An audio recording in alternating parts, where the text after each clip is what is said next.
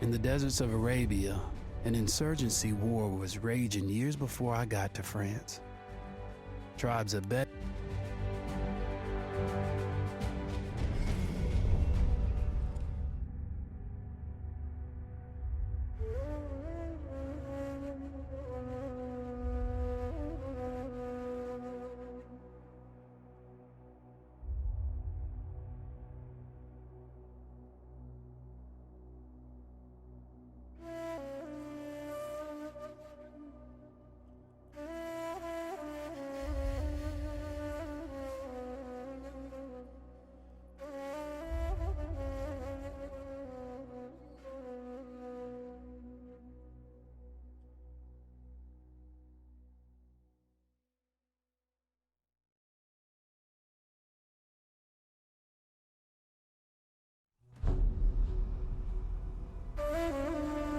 The Arabian Desert, a vast ocean of drifting sands and scorched, sun-baked rocks. Beneath these endless dunes, oil, the lifeblood of our new mechanical century.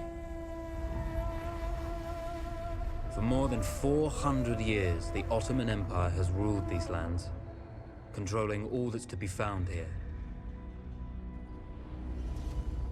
But the Ottomans do not rule unopposed.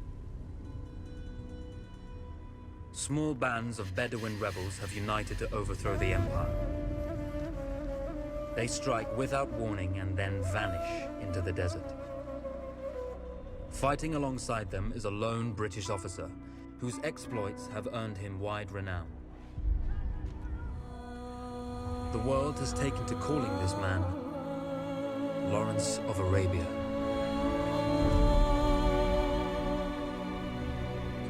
In the desert, you rely on good planning, but you also hope for a dash of luck. And luck was with us when we learned of a recently derailed Ottoman train carrying a most interesting piece of cargo. A small patrol had joined the Ottomans who survived the crash.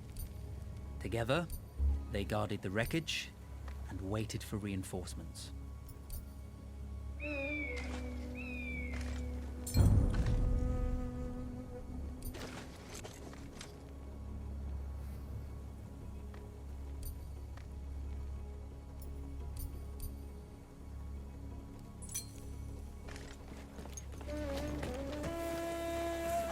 A lone fighter has just one advantage over a large enemy force. A lone fighter can move unseen. Cry havoc, and let slip the dogs of war.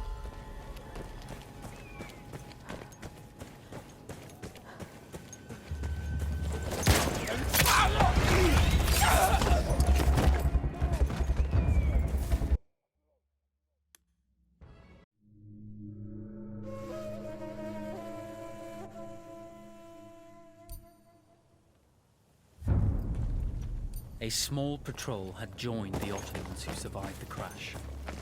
Together, they guarded the wreckage and waited for reinforcements.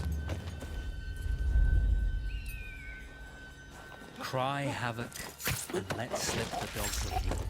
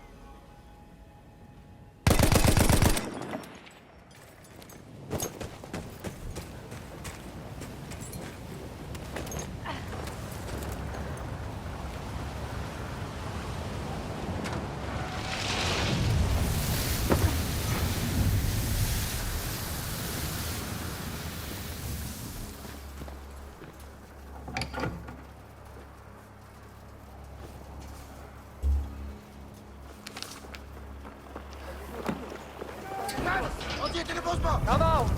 It's over.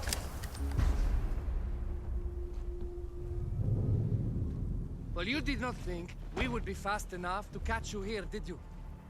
Lawrence of Arabia.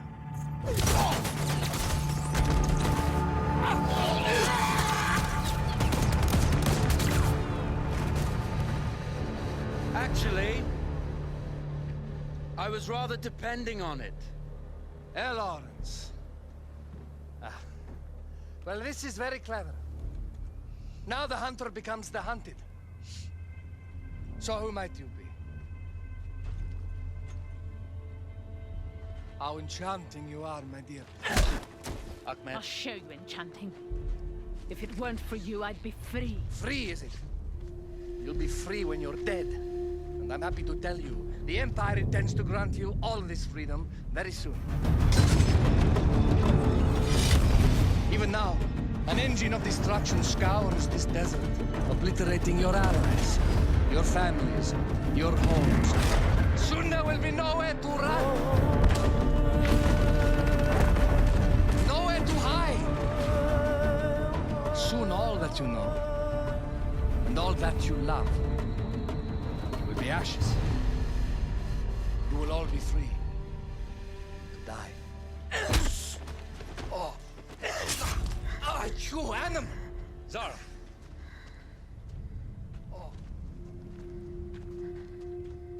Now, I understand that you would like nothing more than to strip the flesh from that man's feet and send him off into the desert naked to die. But think about it. You're right. I'm sorry. My friend here, she can be a little brusque.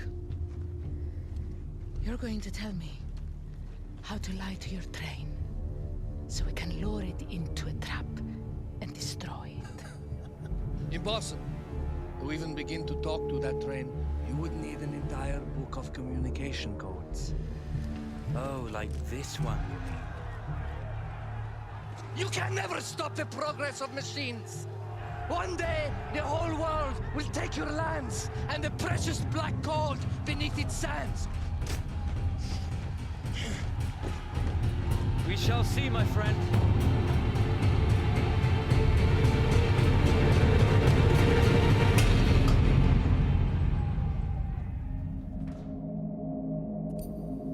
Of course, obtaining the codebook was not enough.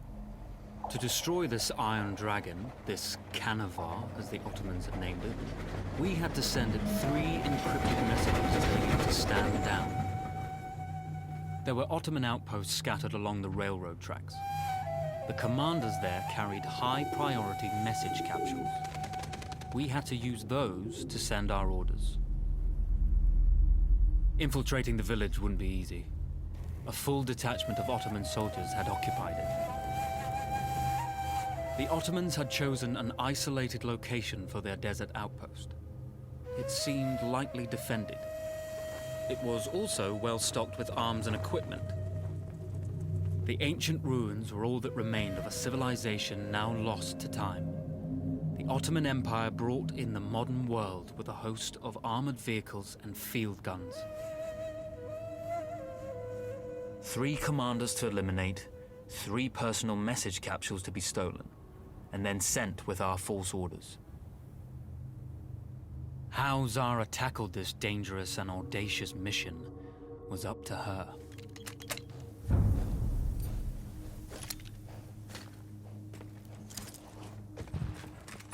The Bedouin treasured their horses, and in return, those animals granted their riders unparalleled speed and mobility.